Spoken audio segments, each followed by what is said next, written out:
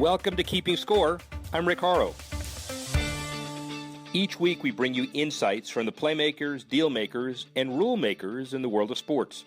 I'll give you my take on some of the items of the week using my 30 years of experience doing deals for teams, leagues, and players in the $750 billion business of sports. Plus, we'll talk with a central figure in the sports world. The views expressed in this podcast are my own and do not represent the views of Reuters. Let's get started. $27,500. That's the price of the most expensive tickets sold for Kobe Bryant's last game as a Los Angeles Laker. That's according to StubHub.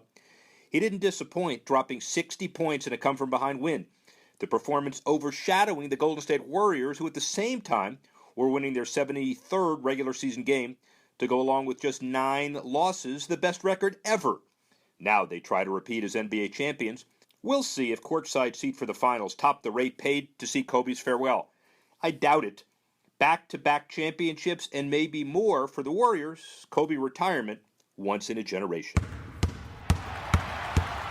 More March Madness coming to Turner Broadcasting and CBS. The companies agreed to pay nearly $9 billion for an 8-year extension of their deal to broadcast the NCAA Division I men's college basketball tournament. That's more than $1 billion per year, and it's a 40% increase from the $770,000 per year the networks are paying under their current 14-year pact. Both companies say they expect the deal to be profitable, and most important, more money for smaller schools, other programs, academic programs, and women's sports. The NCAA has approved a 3-year moratorium on new bowl games, according to ESPN. The move comes after a year in which 3 teams with losing records earned spots in bowl games.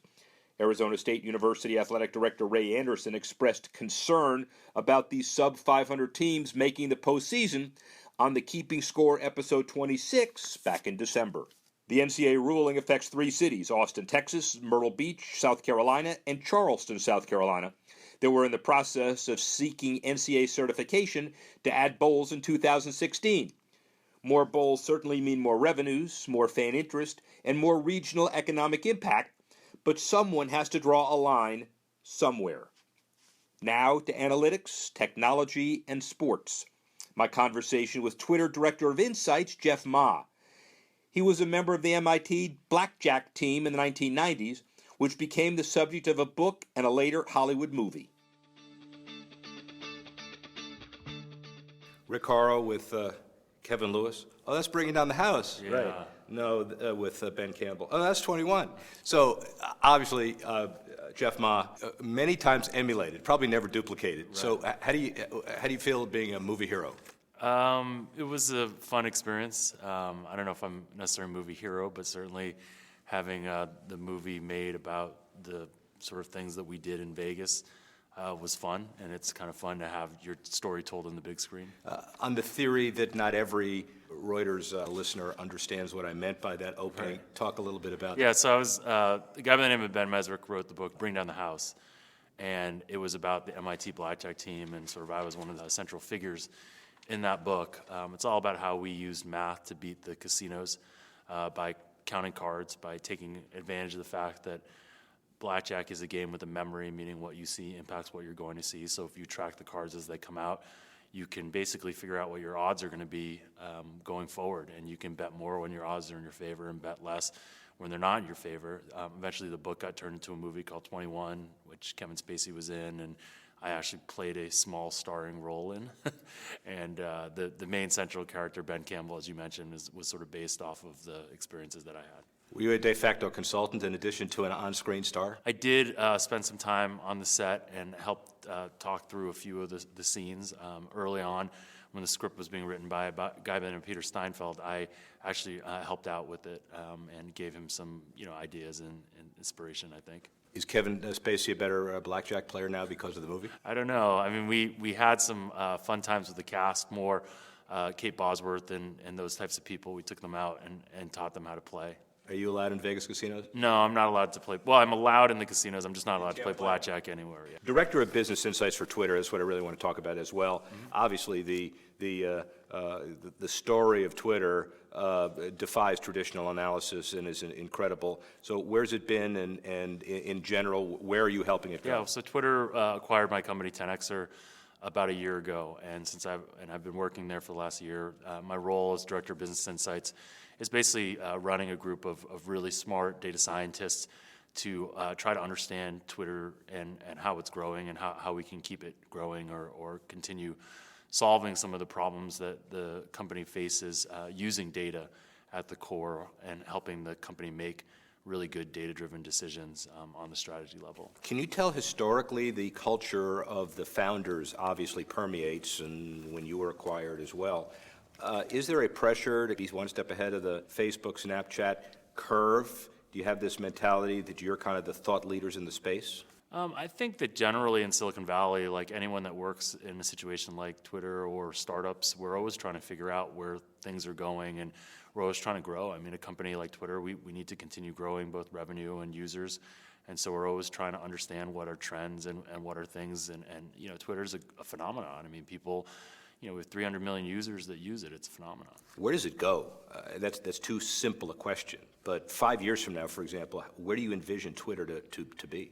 I think Twitter could be a lot of different things. I mean, Twitter is an incredible communication platform. It's an incredible messaging platform.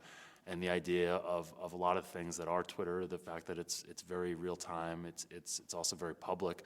I think it'll continue to be a great place for people to, you know, express their opinions and you know, really be a part of society and the fabric of society.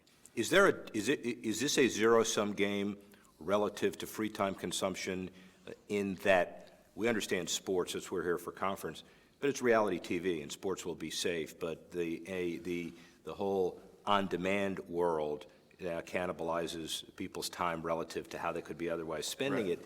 So is the expansion of Twitter a threat to traditional TV or traditional media? Where do you see that playing out? I mean, I think the media landscape is changing, and I think it's always going to be changing. You know, I mean, like 20 years ago or, you know, 30 years ago or whatever, when ESPN started becoming successful, it was because of a new platform, you know, cable, and that was what happened. And so at every level, you know, Yahoo Sports has become incredibly successful because of the internet. And then you have other companies like Bleacher Report, which really has done well because of the internet and because of mobile and whatnot. So there's always going to be new media platforms that are going to change the media landscape. You're clearly the no-brainer, clearly the smartest guy in this room, but the whole idea that lawyers are up all night billing clients astronomical amounts trying to identify the clarity in rights fees going forward, television, mobile, stadium, the blurring of the distinctions and the use and the leaning on mobile phones, there has to be some turbulence relative to rights fees down the road. I could ask you how it all shakes out, but give me a top-line view of all that? Yeah, I mean, I think rights fees are certainly going to change and evolve just because there's different ways to consume media. I mean, I think that, you know, the challenge is obviously, like you said, it's lawyers kind of sitting around and thinking about the best ways. And traditionally, the leagues have thought about protecting their assets more than just monetizing them in lots of different directions. So I think the leagues are really thinking more progressively about this now. And I think the idea of being able to watch games in many different platforms or in many different media is what's going to happen. So I think rights fees will become, you know, I think they're going to evolve. I think hopefully maybe there'll be more rev share and that type of stuff versus the actual sort of like really big upfront rights fees that really limit the ability to see games to potentially one platform. And so at the very least, you would think that the rights fees, rights deals will cut across platforms.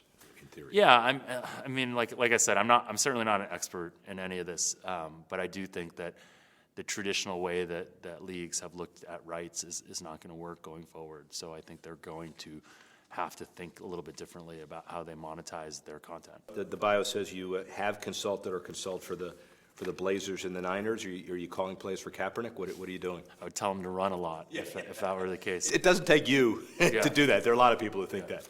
So what are you doing for that? Well, I don't work with either of those teams really anymore. I work with a sort of a major apparel brand still a little bit on with some analytics and that type of thing. But generally, like my days of working with teams, we used to do some work helping them understand some of their in-game strategy and a little bit of work helping them understand who to draft based on college statistics. Well, let's talk about that for a second, even though you're not actively consulting in that space. The whole the whole draft prediction, we're coming up on it the next 6 weeks, and the latest numbers, each team, I think, employs 37,000 scouts to try to figure out what they're trying to do, and a lot of it is predictive, and half of them hit. What's your insight in that whole draft process? If you were to change it? It's a very inexact science, and I think that, the idea would be to try to get as many picks as you can and hope, portfolio theory, and hope that some of them pan out. But there's, drafting, especially in college football and with so few picks and things like that, it's difficult. And I think that the problem with a lot of those types of stats is you just don't get very many games. Like, these college players don't play that many games. There's just not a huge amount of sample size. There's a huge disparity in level of competition. It's just a very difficult thing to project out. What I'm going to do is we're going to replay that to the scouting trade show and see how they feel about that. From day one, and this conference for the last 10 years focuses on sports analytics and the whole Moneyball debate and how much is in the mind, how much is in the heart, and how much is in the stats. What's your sense of all of that? There's a role. Is there a where is the blend? Where's the mix? Well, I think it's exactly that. It's a mix, right? And what you're trying to do with this Moneyball or with the stats is you're just trying to put a framework around using data to make decisions. It's not necessarily like you can't measure heart or something like that. You can certainly try. You can try to measure how intelligent a player is. There's definitely ways to measure intangibles. The whole idea of Moneyball or of any of this data type stuff is like, let's find better ways to sort of solve problems or to predict, outcomes. And let's do that by really focusing on getting real data and using that data to make decisions. And so anything that you do, you can create data around it or a framework around it to take what is normally feeling very subjective and make it feel a little bit more objective. Too general a question, but you're the Director of Business Insights in a company that deals with sports as part of its life. Do most sports decision makers or people involved, they feel threatened by you? Do they embrace your solutions? Well, Do they like to engage in conversations with you? I certainly try not to be threatening in terms of saying that like the data is the only answer. I think data is a great way to help people make decisions. And so my job, as part of my job, is to take the data and actually sell it in to the organization to help the organization understand and believe in sort of some of the insights that we get. Twitter is global and continues to be global. Are borders, how less important are borders today than they were before? And what's the tangible next step on them? Twitter is certainly international. It's a platform that's the beauty of it. It's used very differently in certain locales and very differently in certain countries. And the borders are probably based on language more than anything, but generally, like, it's the thing that's so great about Twitter. It is ubiquitous, and it is a place that you can go, and if you're in another country, you can see what's going on in another country. A couple more on fantasy. Do you have any? We're in this whole regulatory area, and especially daily, and the whole issue of luck versus skill, the legal carve out. Yep. Everybody understands that. Now we're reinventing the perception of whether it's gambling or not. What's your take on it? I think it's a form. It depends, I guess, how you define gambling. Like, if you're talking about the legal definition of gambling, that's like a very gray area. I don't want to have an argument with you about that. In terms of like comparing it to betting on sports, I think it's very similar. I think that the general thought is that if it's a game of skill, quote unquote, it's not gambling. Like, if you and I play chess together and we wager $10, that's not gambling because it's clearly a game of skill. I think what the challenge is that a lot of situations are not that clear in terms of skill versus luck. And when you get into this gray area, which clearly daily fantasy sports is, in terms of it being a game or skill, it becomes a very subjective decision that a lawyer or a judge or whomever, attorney general, is making. And so when that situation comes about, it's hard to sort of draw the line of what's gambling and what's not. I would say let's just make it all legal and say gambling's legal and then call it a day. Or if it's really something that we believe should be illegal, let's make it all illegal and call it a day. I think if I were to play chess against you for money, I would just give you my ATM card early and just call it off. And your PIN number. And the security code. Thank you. Yeah, I appreciate that. Decouching. That's a devil term. You talk to owners all over sports, and the whole issue is how do you engage the fan so he gets off his couch and goes to the stadium versus the NBC and rights fee guys saying we want him to watch TV a little more. You transcend that, and your answer, I guess, is you deal with both and you enrich the experience. What's your take on the dynamic? How do you make sure the fan maximizes his experience in all of the different ways in sports?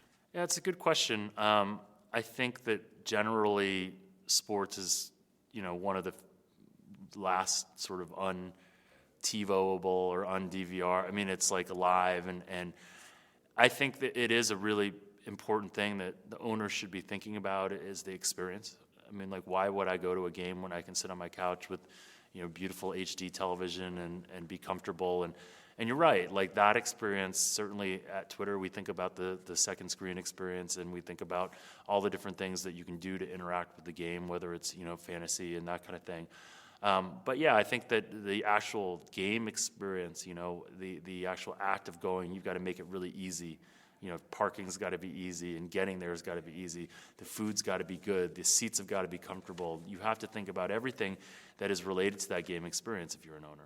And then finally, I guess, 5 years out, it's hard to do this, obviously, but give me some sense of where your industry is and where Twitter is in that space. I think I'd like to see data people be really a fixture at the C-level at companies, because I think they are oftentimes some of the smartest people in the company, and they're equipped to help the company make really good decisions. So having those data type people at the C-suite or the C-level helping companies make decisions is really important. As far as Twitter goes, I mean, who knows? The sky's the limit. There's just awesome opportunities there. It's an amazing product and an amazing company. I'll get my credit card out. Let's go play chess. Okay, sounds good. Appreciate it. Thanks for listening to this edition of Keeping Score. I'm Rick Horrow. The producer of the show, Alex Cohen. Associate producer, Bethel Habte. Assistance provided by Tanner Simpkins and Carla Swadek. And the executive editor of Reuters Digital, Dan Colarusso.